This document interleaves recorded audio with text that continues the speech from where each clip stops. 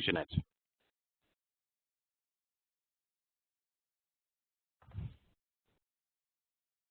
Jeanette, can you hear me?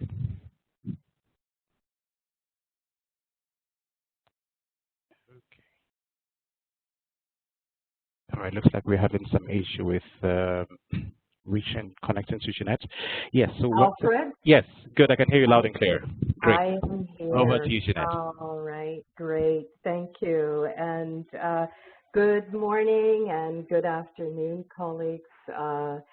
It's a warm welcome to the OCHA Learning Exchange webinar series and our session today, which is on operationalizing accountability to affected people. And this session is being brought to you in collaboration with our colleague, Stuart Davies, who is the global focal point for AAP and CWC, communication with communities under the coordination division in OCHA. And we're so delighted to have you all joining us today from across different parts of the world, the OCHA field offices, the HQ branches, and also a number of partners, and a special warm welcome to those partners who have joined us.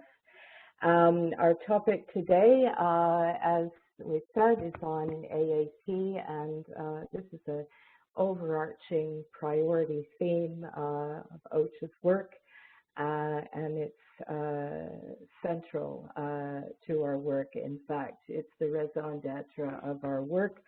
That is that we are fully accountable and meeting our obligations to the people in need and who really are at the center of everything we do.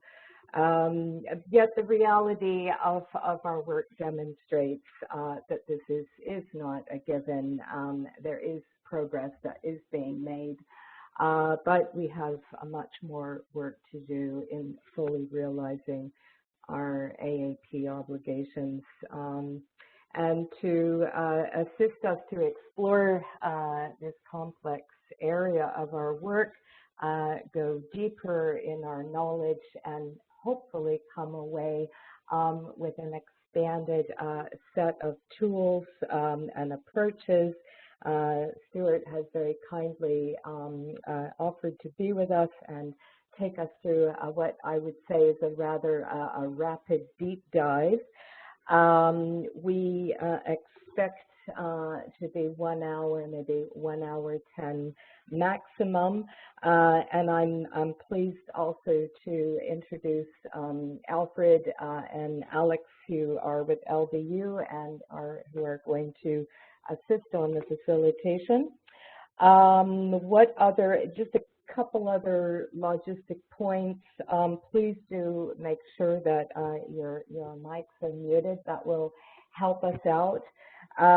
We also will be recording the webinar, so as we do for all of these sessions, we post them on the OCHA Hub Learning page along with the presentation.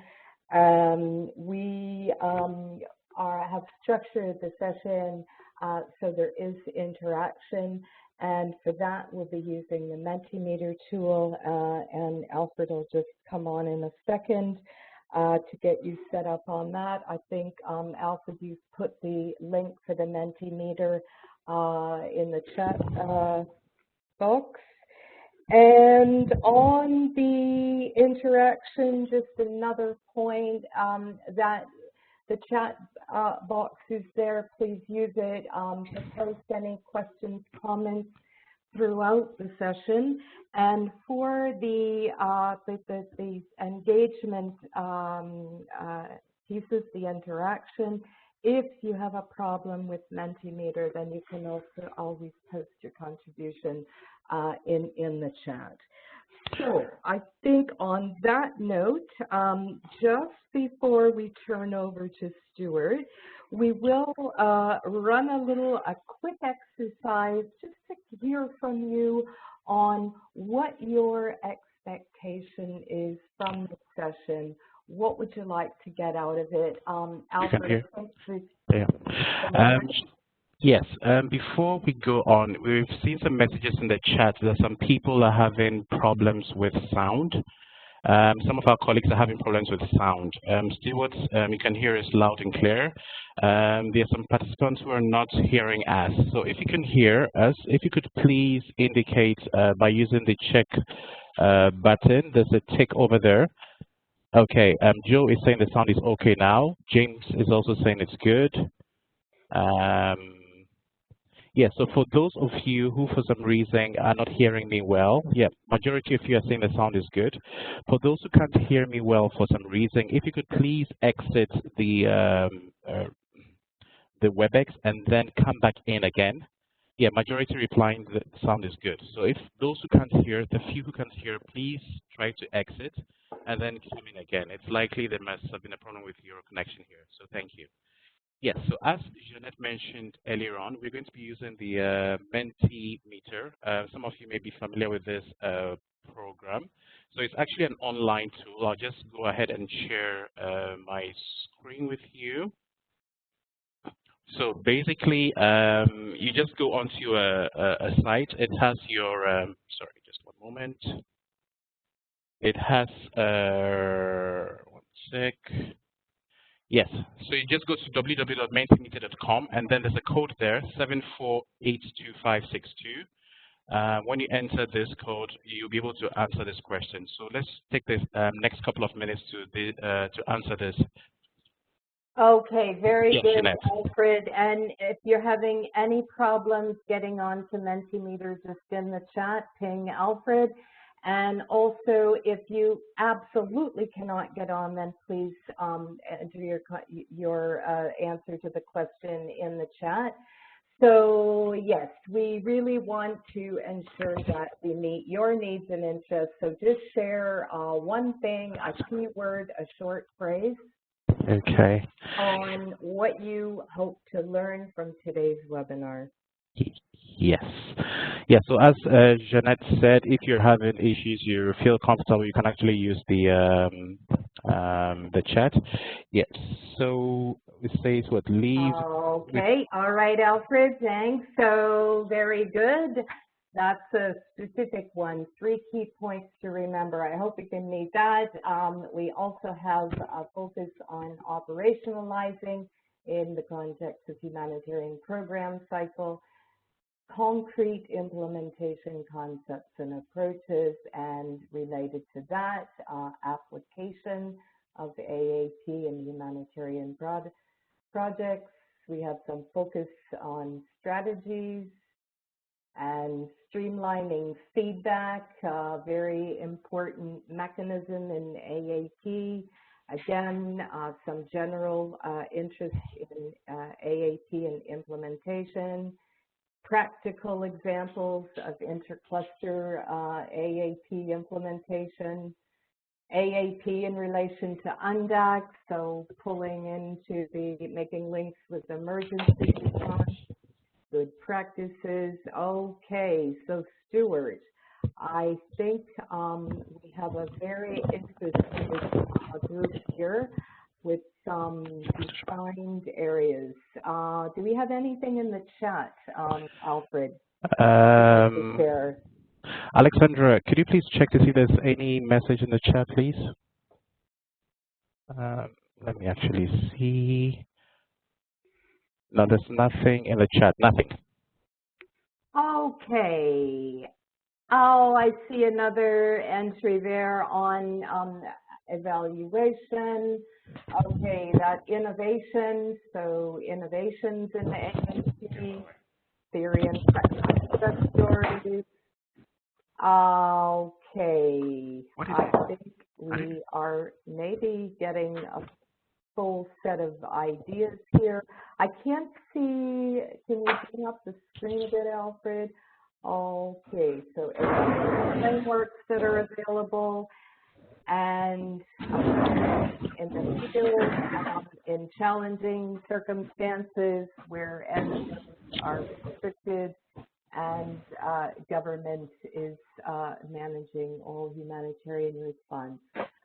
Okay, I think this is great.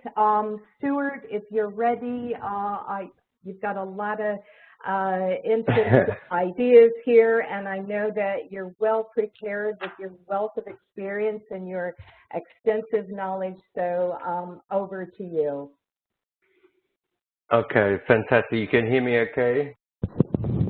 Perfectly. Okay, excellent. Let me just see if I can move these slides. At this stage, I cannot, so I might need to ask Alfred to give me some access. No, I can't. Where do I move? Here we go. Okay, excellent. Now, look, thank you for the warm welcome and introduction, Janet and Alfred. I think we're going to be pressed for time. However, as you said, Janet, we will try to, it will be a rapid overview, hopefully digging in deep into some practical actions, but most importantly, that I can signpost you, the participants, to resources to dig in even deeper following this webinar. My email, maybe one of my colleagues will drop into the chat while I'm presenting. I'm very happy to share my email with everyone. It's davies1@un.org, DAVIES1. So if anything is missed, which is likely given that this is a rapid webinar, I think you're welcome to follow up with me directly. There was a lot of points that you put into that technological tool, which we'll try and cover as well. But in essence, let me see if this is going to turn. Yes, okay. So we will try and provide I will try and provide a rapid overview of AAP. I'll try and elaborate a little bit on global commitments and standards. I don't want to go into too much detail. We don't have time, and I think it goes against your priorities in terms of wanting to hear about practical, concrete actions, activities, examples, and so on. So, but then following that, I will highlight what you can expect from OCHA.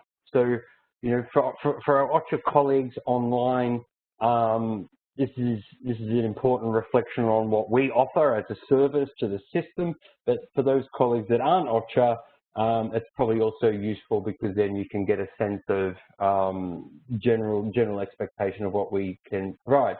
I'll also touch on what we expect within the humanitarian program cycle, a little bit of what is OCHA's role in the program cycle in regard to community engagement and accountability, but also more broadly.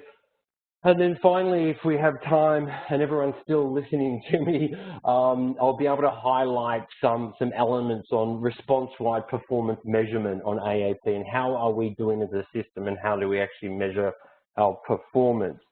Let me get started. So what is AAP, or Accountability to Affected People? The Interagency Standing Committee refers to it as an active commitment by humanitarian actors to use our power responsibly, to take account of, give account to, and be held to account by the people we are working with. So giving account is ultimately making sure we provide information to affected communities about our agency's activities in formats, in particular in formats and languages that they prefer. It also about information around entitlements and benefits and what they can expect from aid workers.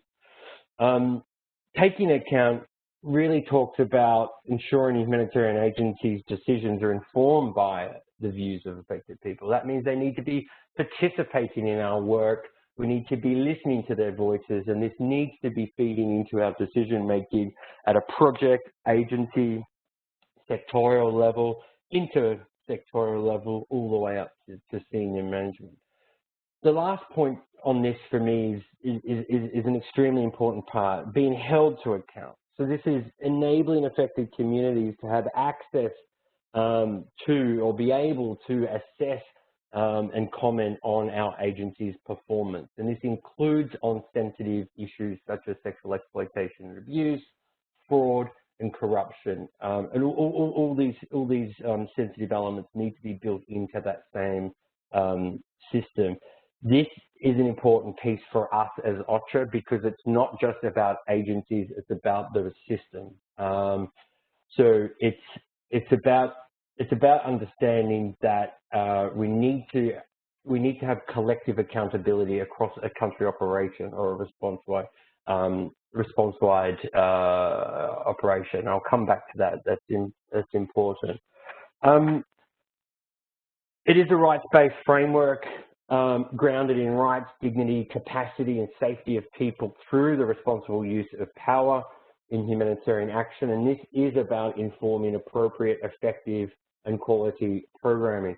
For this reason, community engagement and AAP are not interchangeable terms, all right? So the former, through coordinated activities that continuously feed into our decision-making, helps us to achieve the latter. So the community, my slide slipped, community engagement and the various continuous activities feed into and help to make us accountable. So it's the means to the end, if we want to put it quite simply. I do want to talk very briefly on the protection from sexual exploitation and abuse. AAP and PCA are related and must be addressed through effective coordination. So any act of sexual exploitation and abuse is the most acute possible breach of our accountability, which is an obvious. However, AAP is not only about the appropriate handling and follow-up of these individual allegations of sexual exploitation and abuse, but it's about an effective, relevant, and accountable overall response that's designed and implemented with people at the center. We've got many examples in the field where these groups work very well together, how we coordinate AAP and how we coordinate PCA and how they link together. We're getting better at that as a system. Let me move on. Okay, so this part probably could be, one webinar, multi-hour webinar in itself. So I'll try to keep this very brief, but again, just signpost you to where you can learn more about this. But in 2011, the ISC, so the Interagency Standing Committee Principles, agreed to commitments on AAP, and these were these were revised and endorsed in 2017. It shows I'm getting old, it wasn't so recent. To help reflect the important developments in the sector. Some of these developments will include the development of the core humanitarian standard, the various work that's been going on for interagency community-based complaints mechanisms for PSCA, and also all the work that we have done around improving, enhancing local stakeholders. So localization, these types of things, participation that was coming through the World Humanitarian Summit in 2016 and onward. Importantly for here and for country colleagues is under the humanitarian country team, so the HCT terms of reference, there is a compact.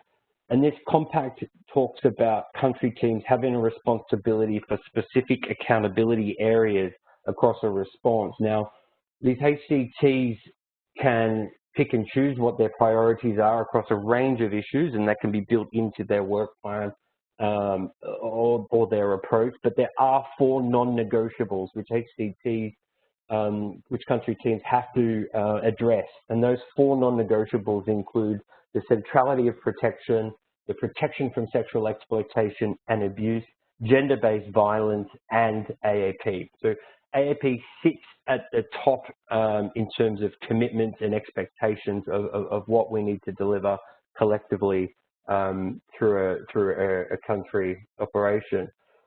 I think many of you are familiar with the Core Humanitarian Standard. I won't go into it, but it was launched in 2014. It sets out 9 commitments that organizations and individuals involved in response can use to improve the quality and effectiveness of the response they provide.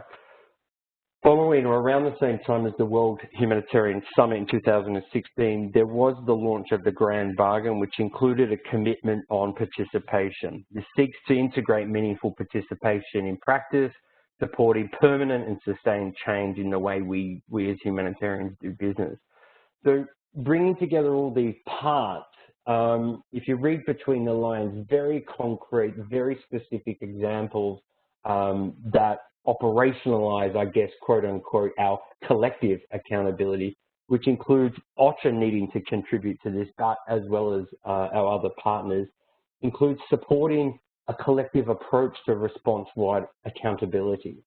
So looking at accountability or AAP across a whole response, making sure that through intersectoral coordination, we're effectively handling community engagement. So community insights, feedback, analysis, this needs to come in at that intersectoral level. We're expected to ensure a collective approach to handling allegations of sexual exploitation and abuse. We are constantly strengthening how we ensure systematic links between that very feedback that I was talking about before and social insights with program and response-wide corrective action. So having a much stronger link to that real-time voices feeding into our coordination systems. The last one's important for donors, and this is entrusting donors to fund flexibly, facilitating that program adaptation based on that very feedback that we're asking ourselves to collect in real time. So there's no point in gathering this feedback, having this data, having these important insights, but then not being able to adapt or maneuver our programming because of structural concerns. Okay, while I need to be extremely field-facing with this, I do want to introduce the Interagency Standing Committee Results Group 2 on accountability and inclusion. I think it's an important service that can be drawn on by colleagues at the country level or field level if they need additional support following this webinar. So the ISC, and there is a link, I think, in the resources page at the end of this that you can find out more, obviously. But RG2, or the Results Group 2, is a service for humanitarian responders providing response-wide guidance, tools, and technical support. We're putting together 3 deliverables this year, which we hope will support operationalizing AAP in the field. These deliverables are informed by a broad group of actors represented globally, regionally, and country level. And I'll just quickly touch on them now. So the first one is a global accountability and inclusion results tracker.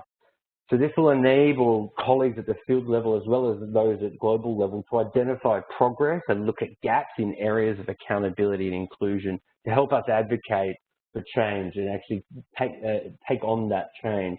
I'll come back to that results tracker soon because this speaks a little bit to a response-wide version of a core humanitarian standard, which we are lacking in the system at the moment, but looking towards the future, it's a direction we'll be heading.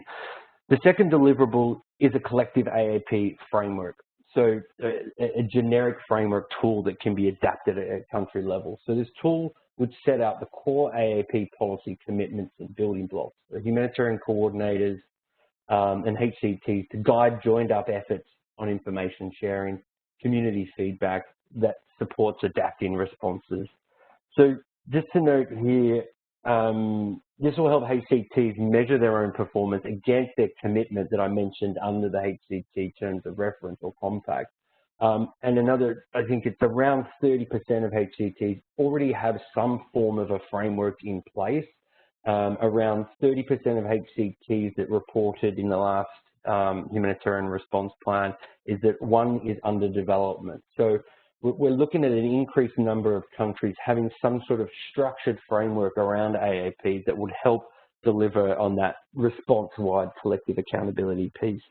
I'd probably like to use this opportunity while I have an open microphone as a call to action. For anyone from a country office on this line and is in the middle of developing a framework or is looking at launching one soon, I'd love to invite you to contact me and see if it is something that we could do collaboratively through the work we've got globally.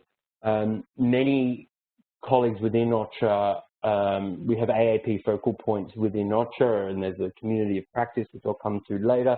But I've also reached out to a number of you asking for examples of your terms of references of various AAP working groups in the field, pulling together a generic tool on these, which would accompany a framework, is part of the work we're trying to do to strengthen the predictability of how we do this work and how we support you in the field. The third and final deliverable of RG2 is an online global platform and service directory. The idea of an online global platform is that it will enable you as field and as well as global practitioners to better identify key resources, such as standards, policies, guidance, tools, checklists, and other available services, but also to receive the support you might need directly, but also learn from each other. So, including myself and a number of colleagues, it includes a virtual help desk. We're trying to make this platform become a one-stop shop for anything around accountability and inclusion. So covering issues of PSEA, inclusion, AAP, and how this might intersect with programming. I think I'm going to stop there. I think we now have an engagement slide to ask questions of you. All righty, Stuart. Great. So I think that was a really rapid, comprehensive overview on the frameworks, the operational processes, the standards, and now what we want to do is take a little dive into how AAP translates in your context. So what we'd like is to hear from you with examples of AAP in your context. And I just also want to acknowledge, Stuart, your very kind and open offer to support the colleagues who are working on any country operational frameworks plans. We have over 100 online, and I think you just made lots of work for yourself. And very practically, there was actually in the chat, did see a colleague who has indicated that they are developing something, yes, to be submitted to the AAP framework for Venezuela and to be submitted on the 4th of September to the AAP. So thank you, Stuart. Yeah, of course, How are we doing Yes. on the Mentimeter? Yes, so just a quick reminder that this exercise is taking place on the Mentimeter again. So if you could please reach back into your devices, and then same thing, mentimeter.com, and then you enter the code 7482562. And the question been asked now are, what examples of AAP can you share from your own context? What examples of AAP can you share from your own context? So this is on Mentimeter. Jeanette? Okay, very good. There's the first entry. So having an AAP focal point and regional working groups, so getting structures in place, calling center, that's engagement, so inclusion of national partners within consultation processes. PFIM, one of the major tools being used in Somalia. Call centers for feedback and requests for information. Keep going, keep coming. This is good. Stuart, any comments? Yeah. Just to jump in here, I mean, this is great here and in the chat. So there's examples of the need to coordinate this. AAP can't stand alone by itself. It literally is about quality programming, which also means linkages to coordination, which has come up in these examples, specific and direct engagement, so the actual two-way engagement as well, which is fantastic. And then also reference to the HPC. And the HPC is important because this is how we operationalize response-wide action. And this is how we become systematic. So there's some really great examples in there. Okay, so let's maybe take another minute or two on this. I see some more examples in the area of communications, radio programs, developing minimum standards in the context of relocation. Again, AAP focal person. Anything in the chat? Yeah, just in the chat, just want to respond to Jane in terms of what's best practice, developing a country AAP framework first or to get the collective approach on AAP going. To me, these are one in the same thing. So the framework is to guide us to meet the commitments, the policy commitments that we have as a system, brought to us globally, but brought to us from HCT or other commitments in country. Then we start looking at what's the approach within that. What are the moving parts? What do we need to do at the various stages of the program cycle? What does our coordination look like? So it's a little bit of the same, chicken or the egg or the chicken. Okay, very good. Any more entries, colleagues? Any other examples from your own context or another context you're familiar with? I see we have mental and psychosocial services, also very important, and certainly we can think about linkages that Stuart's been making with PSEA. GBV, obviously another related one. Yeah, so just on that, I think we're seeing some great examples from the field, but we're also seeing the shift in the narrative globally where we can't just look at AAP or community engagement in its own silo. There is inherent and complementary efforts and work being done across inclusion, disabilities, youth, older people, the broader issues of AAP, issues of PSEA, gender and age. We're seeing some really good examples of better linkages in the field, and we're certainly trying to advocate that through guidance and support globally. Okay, and I just want to jump in with the reference to the link of AAP with UNDAC. So obviously that's another area. Okay, Stuart, shall we move on? Because I think we have a really rich exchange. Colleagues, please feel free to keep adding in the chat, right? Because this conversation keeps going on, and so if there's examples that you'd like to share, then please put in the chat. Just a little reminder, if you could mute your mics, please. And now over to you, Stuart. Okay, over to me, and I see Francesca's comment. I'm not going to have the time to respond to it now, but this is a key issue. It's around having limited capacity. What's the minimum we can do? And it's a tough question. If we're looking at accountability, what's the least amount of accountability we can do? And that's not an uncommon question. That's a common position we're in all the time because we are always stretched with resources. So keeping that in mind as I go through these 5 core functions. So hopefully all OCHA colleagues online know that these are the 5 core functions of OCHA, but obviously we have partners on the line that might not be so clear. So this is what you can expect from OCHA more broadly, and we need to make sure that AAP is handled within OCHA, hopefully within partners as well, as a whole of OCHA approach or a whole of office approach. So we have an internal community of practice.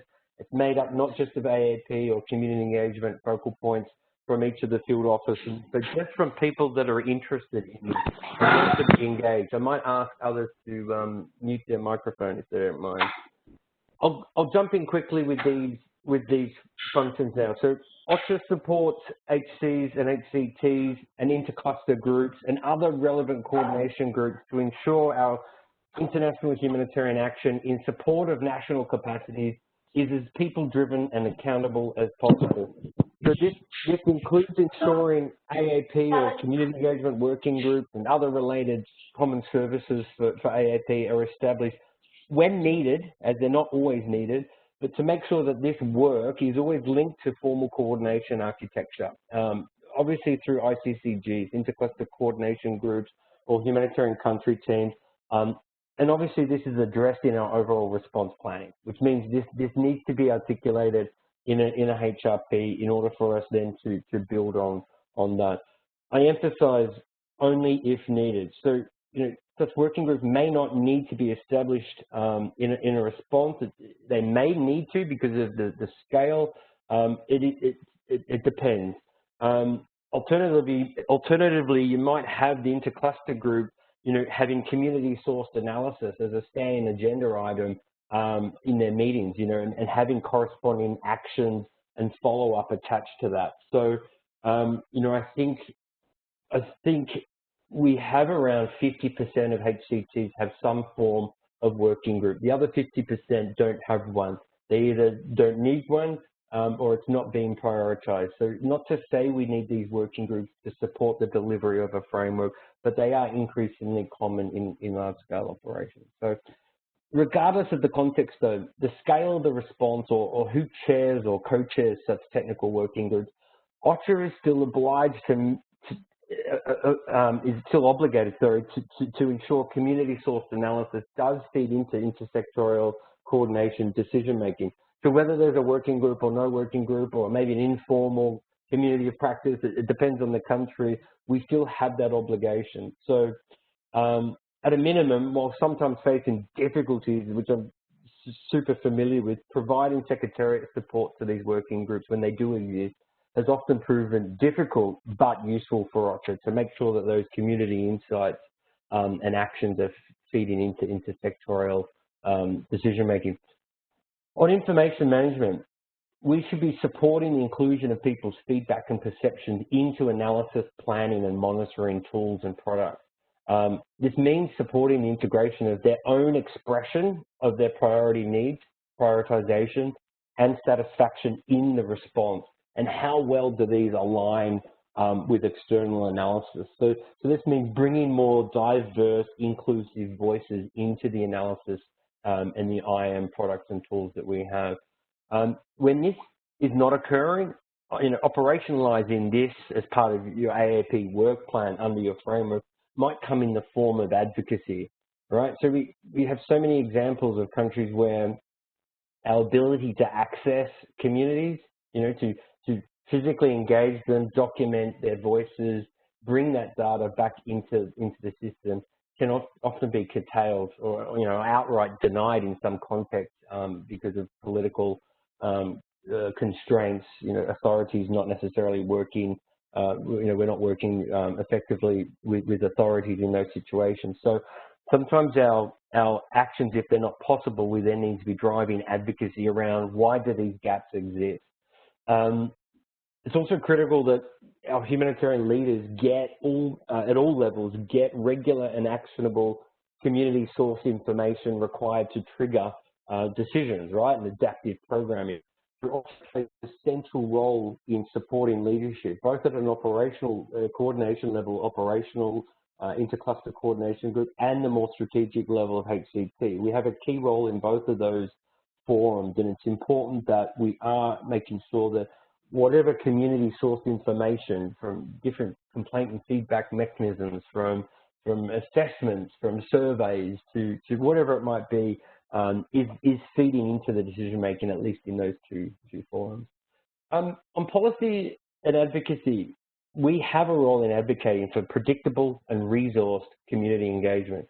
Again, coming back to what I was saying about ensuring people's rights, dignity, capacity, safety, is built into our work. When this can't be done, this does become a rights-based concern, and this should be addressed in our advocacy. So that means having an AAP work plan or approach in country that is grounded in advocacy. If we do have blockages in the system, we need to be fighting and grounding this on that rights-based framework. And again, I mentioned, ensuring our work, is grounded in people's own expression of their priority needs and preferences. This is the same thing for advocacy and policy. We need to be gathering that data, those expressions, and from community consultations, joined up information campaigns, complaint and feedback mechanisms, and these types of things. And having those rich insights from people feed into the advocacy and policy as it happens. Finally, on humanitarian finance, and I know these 5 core functions don't necessarily cover everything that everyone does in OCHA, but it does ground our collective responsibility and effort as an organization.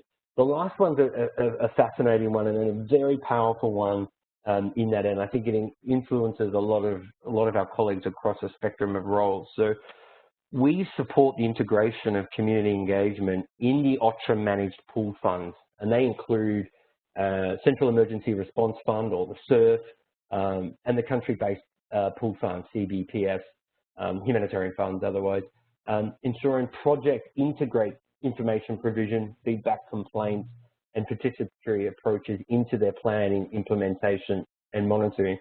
What we're starting to see now, or more common in the last few years, is there's some work being done by OCHA, and we have a role in advocating for collective approaches to AAP. So not just looking at improving AAP within the project that receives funding through a humanitarian fund or through the CERF, but actually saying, well, how do these projects support collectively the goals of the HRP and the overarching AAP framework that supports that? There's been some fantastic examples from different countries. I think we did a little bit of research on this last year, and I think out of the 18 pool funds globally over the last 2 years, we've had around 6 collective AAP projects funded through various pool funds. I can't remember exactly the number of countries. It might have been between maybe 4 or 5 countries, but these projects were funded, and this was geared completely on collective AAP and PECA, and really enabling all partners to benefit from that investment. There's some interesting work there. I will move on in the interest of time, and I'm sure I'm going to get a rack over my knuckles if I don't keep going with the time. So what to expect in the HPC? So coming back to the collective AAP framework, we were talking about setting out our core commitments and building blocks, but now let's talk about OCHA's defined role, and partners' role within the HPC. What do we do on AAP in each of the key program cycle stages? So step 1 is to ensure needs assessment analysis reflect all affected communities' information needs and communication preferences. This is inclusive of people's sex, age, disability status, and other diversities. This means OCHA, others, should be advocating for community feedback, perceptions, and participation to be integrated into sectorial and intersectorial needs assessment and analysis.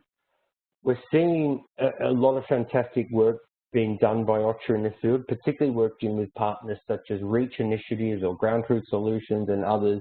And we've seen a real boost in this work, but it's still not necessarily covering all operations globally. Obviously, there's financial and access constraints in a number of countries. For OCHA specifically on this, our responsibility is to make sure that HNO have these community insights, expressions of their own priorities built into that product. Step 2 is to make sure that the humanitarian response plan, the HRP, is inclusive of all affected community groups' voices. So this means OCHA should be supporting and ensuring information sharing, feedback, perceptions of aid satisfaction, and these types of things are embedded in the intersectorial planning, which ultimately is the HRP. Within that, we want some sort of reference to a collective mechanism on how we're sharing information with communities, how we're responding to their feedback, and how exactly is that triggering adaptive program as we move forward. So, I think the last review of HRPs, or the 2020 HRPs, around 80% had a detailed explanation of how community engagement and accountability would be coordinated and implemented. And OCHA has a key role in this part of the planning process. Point 3 is easy. Show us the money, show us the resources, make sure that resourcing is effective. That's financial, human. In particular, and most practical, we want to make sure that coordination and information management on AAP is funded, is supported. And that generally happens within agencies, but when we start looking at interagency processes, there's often gaps. You know, we've learned a lot of lessons with, for example, cash coordination and other examples, and clusters themselves. If a cluster or a technical working group has dedicated capacity, leading, coordinating, it's far more effective in its work. So the resourcing component, again, we're not always going to have a working group. We're not always going to have the dedicated financial resourcing, but there is a bit of a give and take on this resourcing part, and it is a key part of the HPC and an overall framework. I mentioned before around 50% of HCTs have some form of working group under a HCT or intercluster group. I don't have the data that talks about dedicated capacity running these, but I think the figure is quite low. And I think that is one of the issues we've had around delivering in more difficult environments. Step 4, implementation and monitoring. So this is making sure response implementation is coordinated and informed by community participation and feedback systems, and of course is monitored, and then we are able to adjust programming as needed. So this means OCHA should be ensuring, advocating that feedback data collected from assessment surveys, complaint and feedback mechanisms is coordinated and informs intersectoral or coordination more broadly. We do need to make sure that there's an effort on a coordinated complaint and feedback mechanism that has a referral system in place that can handle allegations of sexual exploitation and abuse. This is a commitment and a responsibility of OCHA and all partners to make sure that our systems work better together.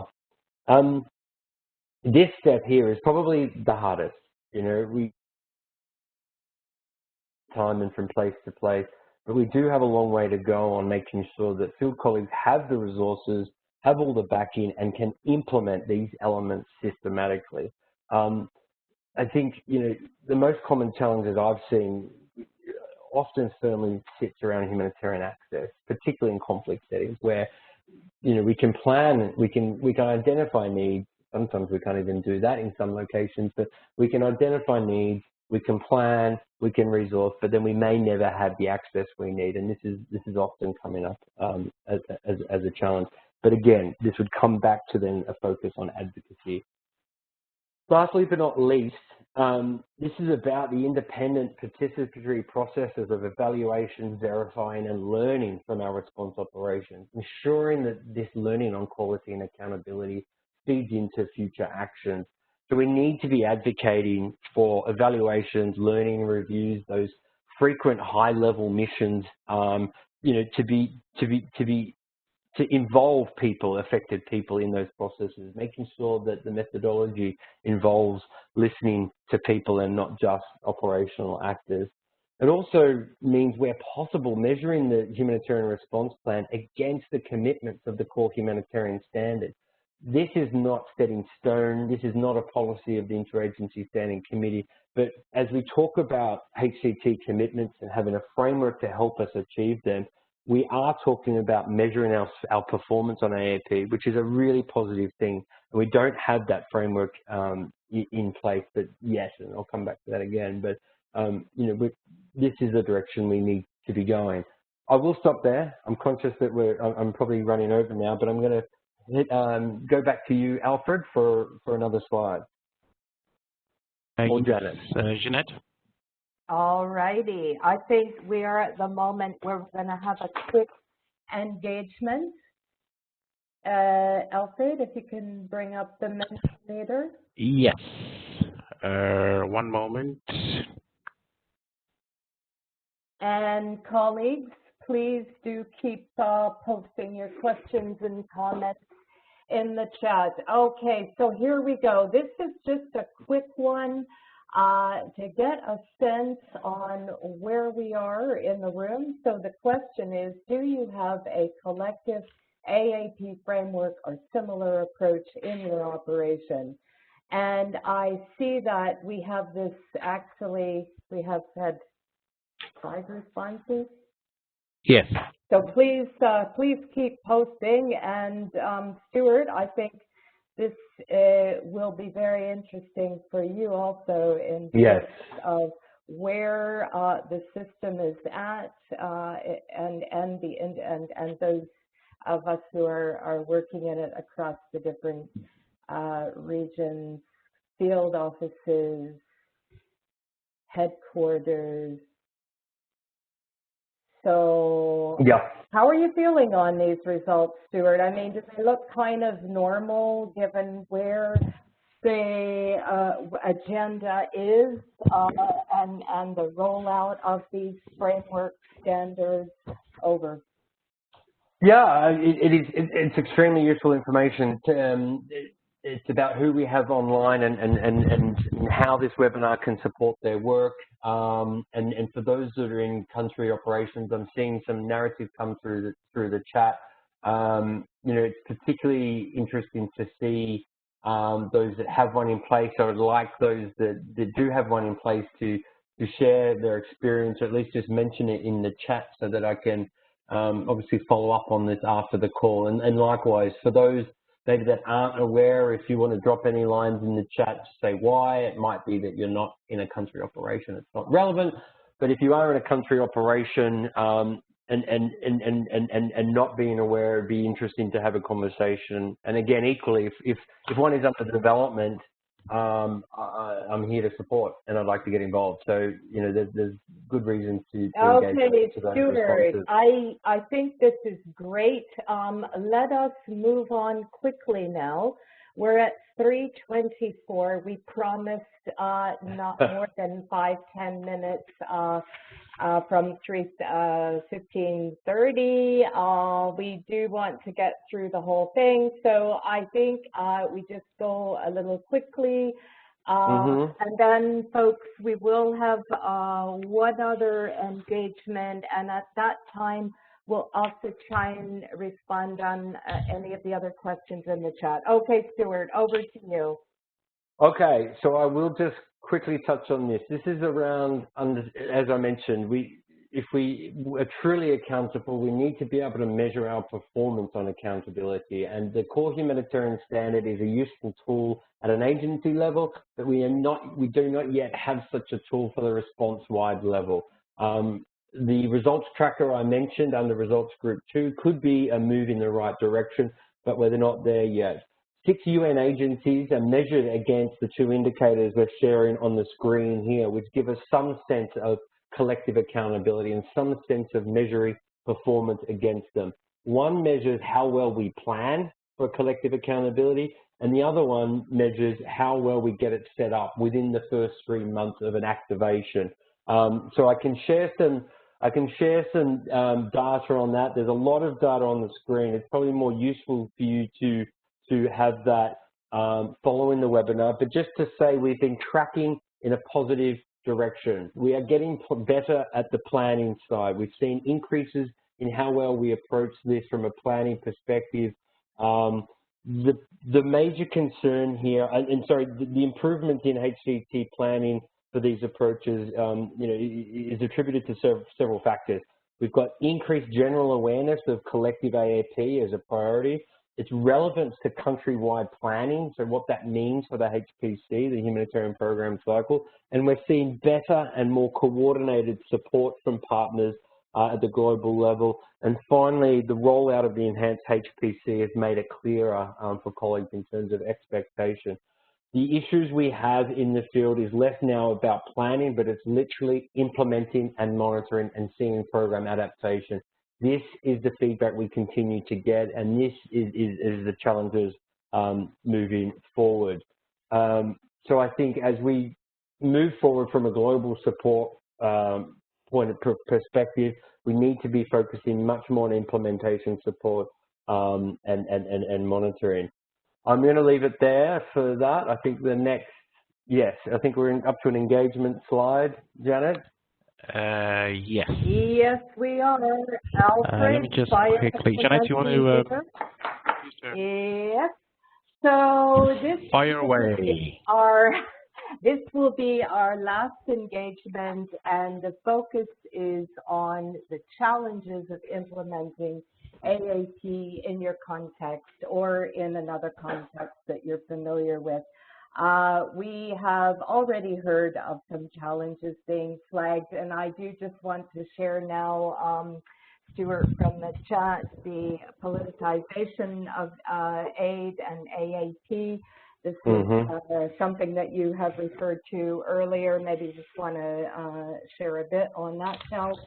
Colleagues, please put your thoughts, your experience, your views around challenges, a word or two. It's also very, very useful for Stuart, right? Because you, of course, all of the experience, the issues, the challenges can serve to feed up into the system-wide work that's being done. And it's important, you know, we want to certainly have a two-way. You have an important perspective from your context. So what do we have coming through here? Right, absence of relevant policy. Stuart, feel free to maybe comment. I think in the interest of time, if you want to just make any comments on these, and then do address that, if you could just address the challenge with respect to politicization of aid and any others that you see. Okay, so very good, colleagues. Keep them coming. Stuart? Yeah, so I mean, in terms of politicization of aid and AAP, this I guess comes back to my point earlier around, we're talking about AAP as a rights-based framework. You know, it's deeply entrenched in that. So, you know, in countries where we're unable to, as you know, I've read on a few of these on this tool throughout the call, concrete examples of two-way communication, consultations, hotlines, these type of things. If these things cannot be done because we're being blocked in the field, an AAP approach or an AAP framework has to sit firmly on advocating around the rights of affected people, and this needs to come from the highest level. I think, you know, there's certainly a lot of examples of HDT protection strategies where we've recognized that certain issues can't be dealt with or handled at an operational level, and this is often some of the feedback we get on AAP. You know, authorities not wanting to have a call center. We're unable to gather data through assessments to even understand where we sit in terms of AAP context. So that means we've got to shift the work around this to much more of that high-level advocacy piece, which I see written into humanitarian country team protection strategies often, but probably not as common under any sort of AAP work. I have seen that work in Syria and a couple of locations more recently, though, which is a positive piece. Okay, very good. So yes, I'm just looking at the chat. Sorry, it just, where disappeared. Yeah, so okay, reinforcing lack of capacity. Do you want me to go back there? No, it's okay. It's okay. We will share this presentation, and it will include all the results of our engagement. Great. So again, that was a super rich exchange on challenges. The conversation is not over. Yeah. Stuart, this webinar is coming up to the point of being over, and you know, so what next? Please just leave us with maybe 3 key points. What do we need to do? And then, as I see you've got the resource page, and then colleagues, don't go away because it's super important that we have your feedback. So we'll have a little polling. But Stuart, over to you. So very quickly, for OCHA colleagues, we have a site on OCHA Hub, and it's OCHA AAP. It's recently established this year. You will find all the resources you need for coordination, HPC, COVID, risk communication, community engagement, all these aspects. It is new. We're slowly building it, but please join in and tell me what's missing and what we need to get in there. as part of that is a community of practice. We have, I think we have 100 or more colleagues around the organization from headquarters, regional, field level. It'd be great to have more people involved with that. You can access that from the site we're sharing here. For partners that obviously aren't OCHA, go to Results Group 2, Accountability and Inclusion, and you'll find resources and connections there. We don't have the global platform up and running, but you will hear about it from that site, the Results Group 2 site. I didn't want to leave too many resources, but here's a quick snapshot, and I think the key ones. And again, you'll find these in the other sources, but just sharing them here as well so they stand out. I'll leave it there. Any last words of wisdom?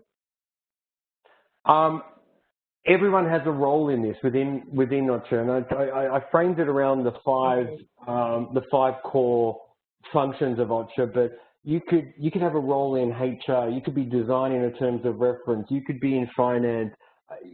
Unpick what you do and think about what are the implications this has on the people we serve and work with, or what influence they could have on your work. And you can usually find that there is something buried in there. Or there's a lot there, and you've got a lot of work to do. Okay, Stuart, that is priceless, and indeed, we're all on a marching order. As you said, we all have a responsibility to contribute to the AAP agenda, and with that, really making a difference in how we meet the needs of people in crisis.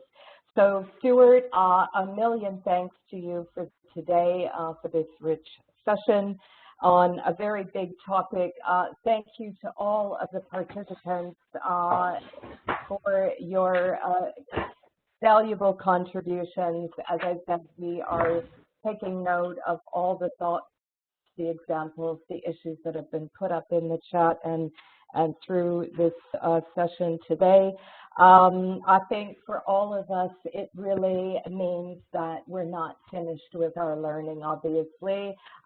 This won't be the first and last conversation that we have. And as Stuart has shared, please do continue, go deeper in the topic. The resources are there.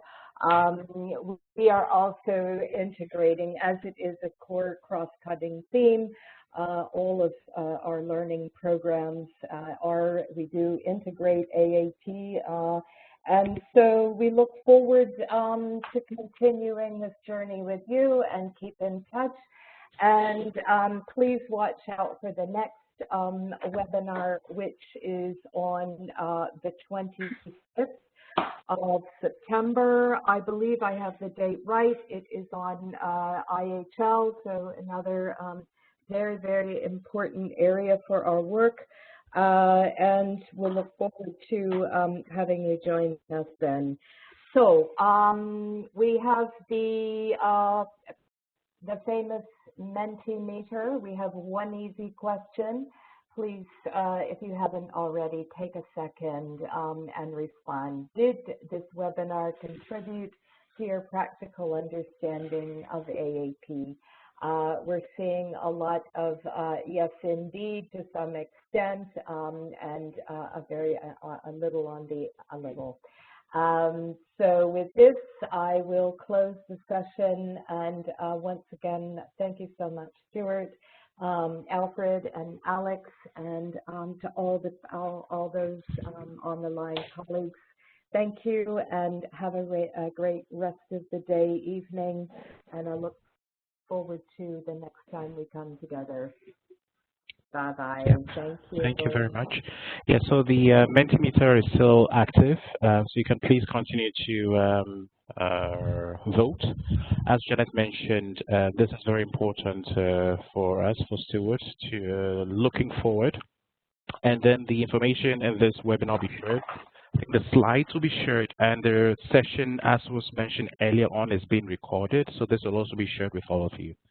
So thank you very much, and have a good day.